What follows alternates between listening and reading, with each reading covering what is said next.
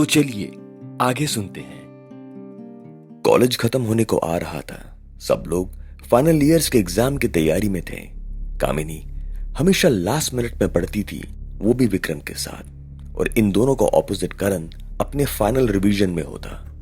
करण जानता था कामिनी और विक्रम के बारे में, फिर भी इस वजह से उसके मन में कामिनी के लिए फीलिंग्स कम नहीं हुई। उसका मानना था ये एक कॉलेज के टाइम की दोस्ती है जिसको ज्यादा इंपॉर्टेंस देने की जरूरत नहीं। कॉलेज के खत्म होते ही जॉब इंटरव्यूज चालू हो गए। करण को बहुत जल्दी एक अच्छी जॉब मिल गई बेंगलुरु में। वो जॉब की न्यूज लेकर जब घर आया, उसने अपने पेरेंट्स को इन्फॉर्म किया और उनके सामने एक रिक्वेस्ट रखी। उसने बोला, आप मेरे लिए कामिनी का हाथ मांगने के लिए उसके पेरेंट्स से मिलकर आए। जब उसने अपने पेरेंट्स के सामने यह बात बोली तो उसके माँ बाप थोड़ा शॉक हो गए, लेकिन वो समझ सकते थे। उन्होंने कुछ दिनों का समय मांगा करण से। ये बोला कि हम अपने घर के बड़ों से एक बार बात कर लें, फिर कामिनी के माँ बाप से जाकर मिल लेंगे। दूसरी तरफ विक्रम कॉलेज के फाइनल ईयर के एग्जाम के बाद कामिनी के साथ उसके पेरेंट्स यानी रिटायर्ड कर्नल रामशेखर और उनकी पत्नी सुलक्षणा से मिलने उनके घर पहुंच गया। विक्रम का बहुत ही कन्विंसिंग नेचर था। आधे घंटे के अंदर उसने कामिनी के पेरेंट्स का मन जीत लिया और बातों बातों में उसने बताया कि वो भी बहुत जल्द आर्मी ज्वाइन करने वाला है। इस बात ने कामिनी के पिता का मन जीत लिया। सब कुछ बहुत जल्दी हो रहा था। विक्रम आने वाले सोमवार अपने पेरेंट्स को लेकर कामिनी के पेरेंट्स से मिलने आता है और ये लोग शादी की डेट निकाल लेते हैं। शगुन के तौर पर कामिनी को सोने के कंगन दिए जाते हैं और कामिनी के पेरेंट्स एक सोने का ब्रेसलेट विक्रम को देते हैं। सब बातें तय हो जाती हैं। खैर, इस बात से अनजान करण के माता पिता शुक्रवार को अच्छा सा समय देखकर कर्नल साहब के घर चले जाते हैं।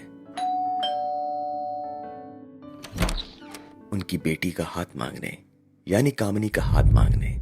थोड़ी देर की बातचीत के बाद करण के पेरेंट्स को यह बात मालूम पड़ती है कि कामिनी की सगाई तय हो चुकी है और अगले ही महीने की शादी का प्लान भी है। करण के पेरेंट्स ऑब्वियसली बहुत शॉक थे, लेकिन उनके पास बधाई देने के अलावा कोई चारा नहीं था। कामिनी के माता पिता ने करण के पेरेंट्स से माफी मांगी और बोला, अगर हमें पता होता कि ऐसी कोई बात है तो हम जरूर विचार करते, लेकिन ये सब कुछ बहुत जल्दी हुआ, यानी कि कामिनी और विक्रम का रिश्ता। वो चुपचाप घर आ गए। उनको समझ में नहीं आया इस बात को करण के सामने कैसे रखा जाए, लेकिन बताना जरूरी था क्योंकि करण इंतजार में था। उन्होंने फिर भी हिम्मत करके अपने बेटे करण को यह बात बताई कि कामिनी की सगाई विक्रम के साथ हो गई है। करण चुप रहा। वो समझ सकता था जब कॉलेज के अंदर उनका इतना उठना बैठना था तो हो सकता है ये बात शादी तक आ गई हो। उसके पास कहने सुनने के लिए कुछ नहीं था। करण के माँ बाप ने उसको दिलासा दिया और बोला कि वो उसके लिए एक अच्छी लड़की ढूंढ लेंगे। शायद करण ने यह बात अनसुनी कर दी। करण के जाने का समय हो रहा था। आने वाले कुछ दिनों में उसको बेंगलुरु शिफ्ट होना था अपनी नई जॉब को ज्वाइन करने के लिए, और वो अपनी तैयारी में लग गया। आते जाते वो कामिनी को देखता और उसे घर के बाहर से भी निकलता, लेकिन कुछ बोल नहीं पाता। कामिनी नहीं जानती थी कि करण कितने सालों से उसके लिए अपने मन में फीलिंग्स लेके बैठा है।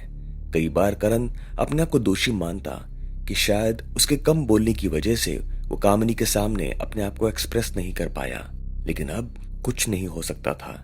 जैसे जैसे कामिनी की शादी के दिन पास आ रहे थे, उसका घर सजने लगा। वैसे ही करण के बेंगलुरु जाने का समय पास आ रहा था। शायद ये बात अच्छी थी कि कामिनी की शादी से पहले ही करण बेंगलुरु के लिए निकल गया। उसने सोचा जाने से पहले एक बार कामिनी को बाय बोल देगा और शादी की मुबारकबाद भी देगा, लेकिन उस दिन कामिनी घर पे नहीं थी। अटूट रिश्ते में आगे क्या हुआ जानने के लिए सुनते रहें टाइनी कास्ट।